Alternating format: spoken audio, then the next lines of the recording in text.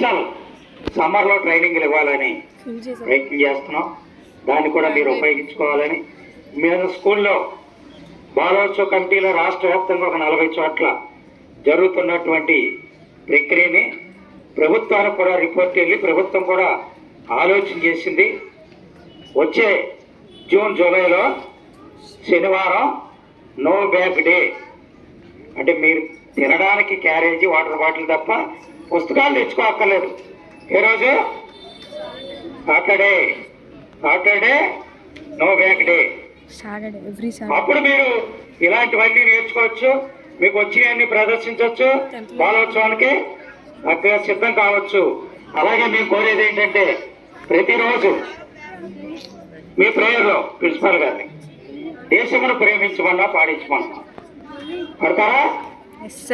వందే మాత్రం జనగణమనతో పాటు దేశమును ప్రేమించమన్నా కూడా ఒక 6 చరణాలు.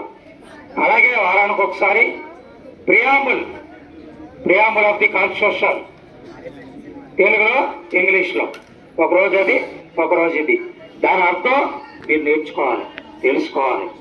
ఆ రకంగా మీరు అభివృద్ధి కావడానికి బాలోత్సవం కమిటీ అనేక రకాల ప్రయత్నాలు చేస్తుంది.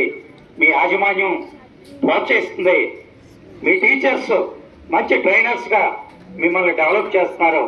మీ మార్కులు, చదువులు, ర్యాంకులు వాటితో పాటు ఇవి కూడా పెంచుకుంటే ఒక ఐఏఎస్ అయినా ఓ పాటగాడైతే ఆయనకు వచ్చే అప్లాజ్ వేరేగా ఉంటుంది. ఒక ఇంజనీరు ఓ పాట పాడితే వచ్చే గౌరవం వేరేగా ఉంటుంది. అంటే వృత్తి ప్రవృత్తి.